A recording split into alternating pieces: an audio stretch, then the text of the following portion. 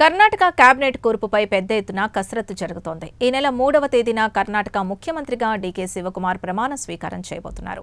ఈ నేపథ్యంలో ఎవరికి మంత్రి పదవులు ఇవ్వాలి, ఎవరికి ఉప ముఖ్యమంత్రి పదవి ఇవ్వాలనే విషయంపై చర్చించడానికి డీకే శివకుమార్, సిద్ధరామయ్య ఒకే విమానంలో ఢిల్లీ చేరుకున్నారు. కాంగ్రెస్ పార్టీ పెద్దలతో ఈ మేరకు సంప్రదింపులు ప్రారంభించారు. ఇదిలా ఉంటే సిద్ధరామయ్య సర్కార్లో ఉప ముఖ్యమంత్రిగా ఒక్క డీకే శివకుమార్ మాత్రమే ఉండేవారు. అయితే ఈసారి ఎక్కువ మంది ఉప ముఖ్యమంత్రులు ఉండే అవకాశాలు చాలా స్పష్టంగా కనిపిస్తున్నాయి.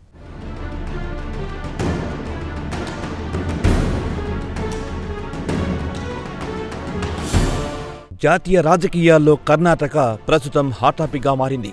కర్ణాటక కాంగ్రెస్ లెజిస్లేచర్ పార్టీ నేతగా ఇటీవల డీకే శివకుమార్ ఎన్నికైన సంగతి తెలిసింది. ఈ నెల 3వ తేదీన కర్ణాటక ముఖ్యమంత్రిగా డీకే శివకుమార్ ప్రమాణ స్వీకారం చేయబోతున్నారు. ఈ మేరకు డీకే శివకుమార్ కు గవర్నర్ నుంచి ఆహ్వానం కూడా అందింది.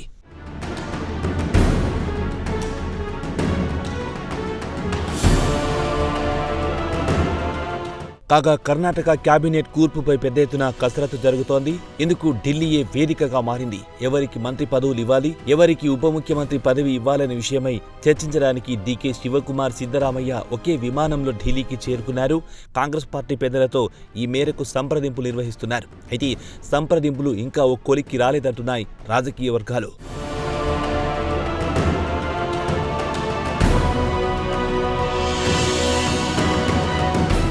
కాగా ప్రస్తుతం ఎమ్మెల్సీగా ఉన్న తన కుమారుడు యతీంద్రకు మంత్రి పదవి కోసం మాజీ ముఖ్యమంత్రి సిద్ధరామయ్య పట్టుబడుతున్నట్టు తెలిసింది. అంతేకాదు తన కుమారుడికి కీలక శాఖలు కేటాయించాలన్నది కూడా సిద్ధరామయ్య డిమాండ్గా తెలుస్తోంది. కాగా ముఖ్యమంత్రి పదవికి రాజీనామా చేయడానికి ముందే ఏకంగా కాంగ్రెస్ అగ్రనేత రాహుల్ గాంధీ దగ్గర సిద్ధరామయ్య ఈ డిమాండ్ పెట్టినట్టు తెలిసింది.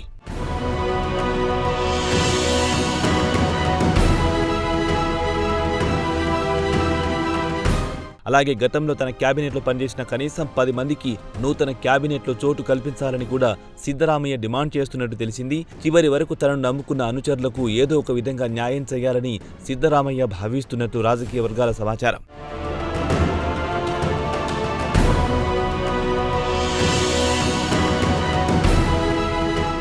కాగా ఇప్పటికే అనేక మంది కాంగ్రెస్ ఎమ్మెల్యేలు ఢిల్లీకి చేరుకున్నారు. కాంగ్రెస్ పెద్దలతో తమకున్న పరిచయాలను అడ్డం పెట్టుకుని మంత్రి పదవుల కోసం పైరవీలు మొదలెట్టారు. కాగా వీరిలో కొంతమంది ఫలానా ప్రాంతం కోటా కింద తమకు మంత్రి పదవులు ఇవ్వాలని కోరుతుండగా, మరికొందరు ఫలానా సామాజిక వర్గం కోటా కింద కేబినెట్ బెర్తులను డిమాండ్ చేస్తున్నారు. కాగా అనేక మంది సీనియర్ కాంగ్రెస్ నాయకులు ఇందులో ముందు వరుసలో ఉన్నారు.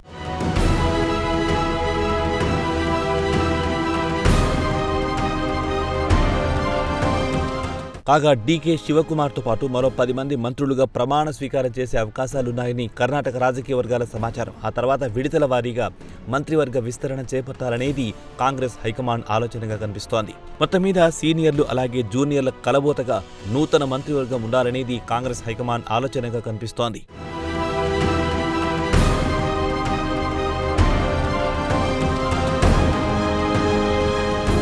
కాగా సిద్ధరామయ్య సర్కార్లో ఉప ముఖ్యమంత్రి ఒక్క డీకే శివకుమార్ మాత్రమే ఉండేవారు. అయితే ఈసారి ఎక్కువ మంది ఉప ముఖ్యమంత్రులు ఉండే అవకాశాలు చాలా స్పష్టంగా కనిపిస్తున్నాయి. ఇప్పటికైతే ఉప ముఖ్యమంత్రి పదవికి విపరీతమైన పోటీ నెలకొంది.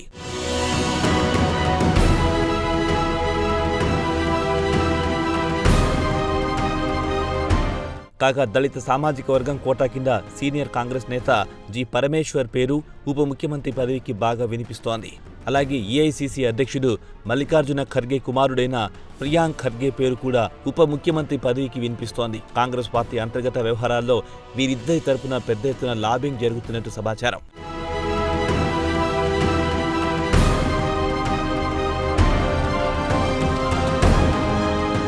కాగా లింగాయత్ కోటా కింద సీనియర్ కాంగ్రెస్ నాయకుడు ఎంబీ పాటిల్కు ఉప ముఖ్యమంత్రి పదవి ఇవ్వాలన్న డిమాండ్ కూడా తెరమీదికొచ్చింది. ఈ విషయంలో ఎంబీ పాటిల్ అనుచరులు గట్టి పట్టుదలతో ఉన్నారు. అంతేకాదు ఎంబీ పాటిల్కు వీరశైవ, లింగాయత్ సామాజిక వర్గం ఇప్పటికే బహిరంగంగా మద్దతు ప్రకటించింది.